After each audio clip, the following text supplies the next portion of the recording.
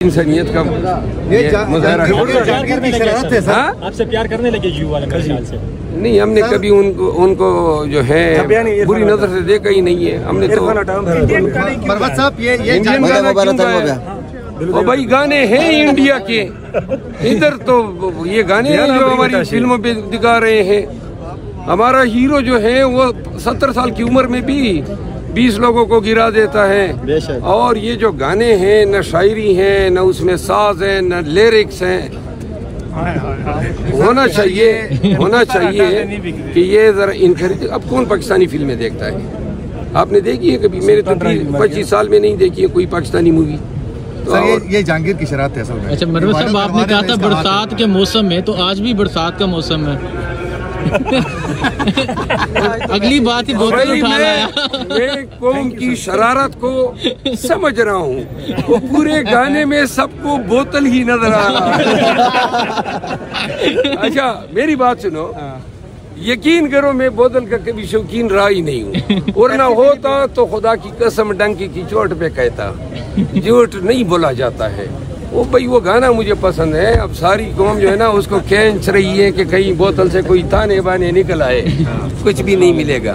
शौकीन सिगरेट के सिगरेट तो हम पी रहे हैं। अब तो खान साहब की शायद ख्वाहिश है कि हम इसको छोड़ ही दें। मरवा साहब सिगरेट निकाल रहे हैं तो छोड़ देंगे। मेरा ख्याल है कि शायद मैं इसको आजकल छोड़ने के बारे में सोच रहा हूँ। कैसे अज्यूम कर लिया कि खान साहब की ख्वाहिश है कि आप सिगरेट पीना छोड़ दें? क्योंकि एक दफ़ा मैंने वो उनको स्मेल आती है और वो सिगरेट को बहुत ही नापसंद करते हैं।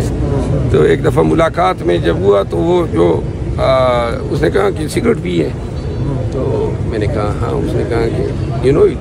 अच्छा आप छोड़ने का सोच रहे हैं सिगरेट को? जी क्या पूरा कंप्लीट कर ले। उन्होंने कहा कि प्रीटी इंजरियस टू हेल्थ। वो बात उनकी यही काफ़ी थी मेरे लिए। लेकिन अब मैं सोच रहा हूँ शायद वो जब बाहर आएंगे तो उस मौके पे हम कोई शायद ऐलान कर ही दे। नहीं तो मरवा साहब, ये आपके घर वाले नहीं कहते कि सिगरेट की स्मेल आती है? बेचारे आदि हो गए हैं। अच्छा मरवा साहब, आज हुकूमत तो बागी है। क्या बागी है या भगाई गई है? और दूसरा जरदारी साहब अपना पहला खिताब भी करने आ रहे मुश्तरका इजलास से, क्या करेंगे? वैसे जरदारी साहब को तो जी करता है खिताब के लिए आए, तो मुझे स्पीकर साहब मौका दे कि मैं उनको हार पहना दूं। कौन सा? वो हार होगा मेरी मर्जी का, ठीक है ना? सोने का हार तो नहीं होगा? नहीं, सोना तो उनके पास इतना है, जरूरत ही नहीं है। बल्कि उनके पास तो डायमंड भी हो। अच्छा नहीं यार ये क्या बात करते हो? डायमंड के मतलब ये अब आगे मेरा मुंह मत खुलवाओ। ठीक है आगे की बात सर, अब सिंध से मिलने। अच्छा फिर कैसा रहेगा सर जॉइंट सेशन? वैसे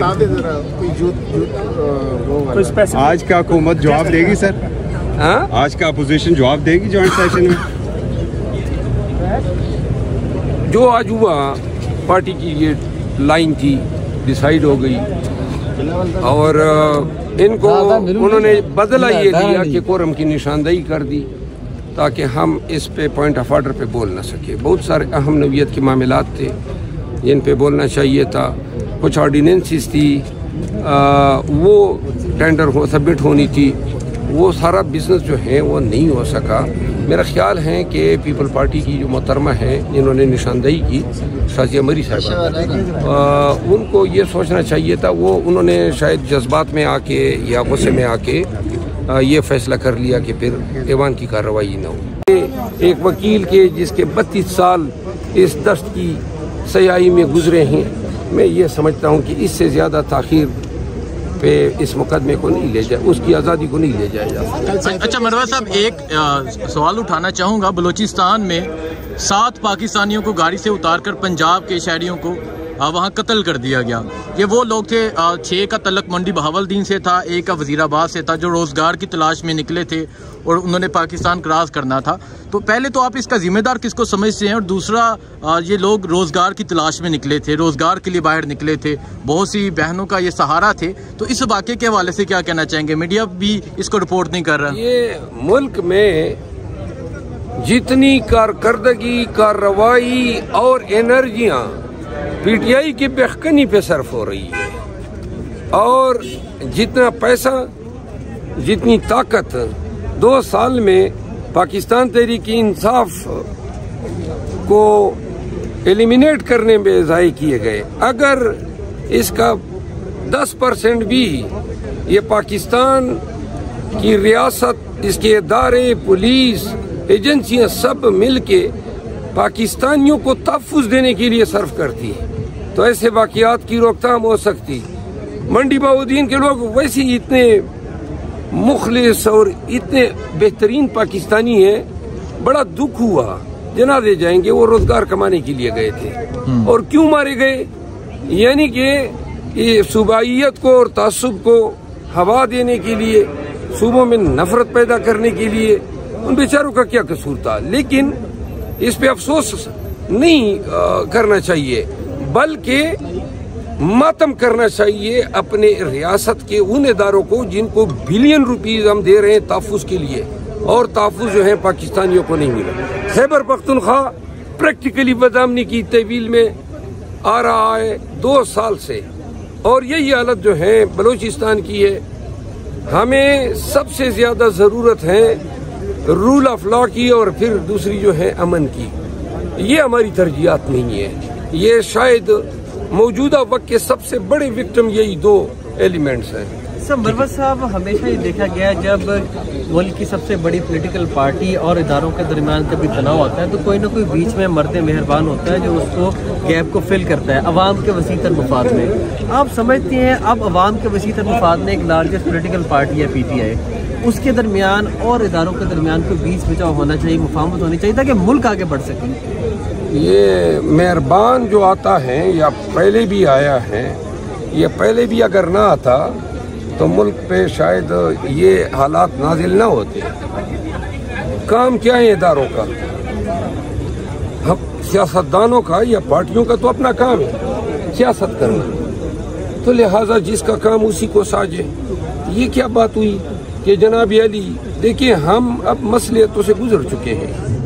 मुल्क जिस नेज पे पहुंच चुका है, अब इसमें या मुल्क ठीक होगा या फिर ये जो आलात जिस नहज की तरफ जा रहे हैं, खुदा न ख्वास्ता पाकिस्तान की सालिमियत जो है मुझे दांव पे लगी नजर आ रही है। यार ये क्या बात करते हो? डायमंड के मतलब अब आगे मेरा मुंह मत खोलो। ठीक है, आगे की बात सर अब सिलसिले। अच्छा, फिर कैसा रहेगा सर ज्वाइंट सेशन? वैसे आज का हुकूमत जवाब देगी सर?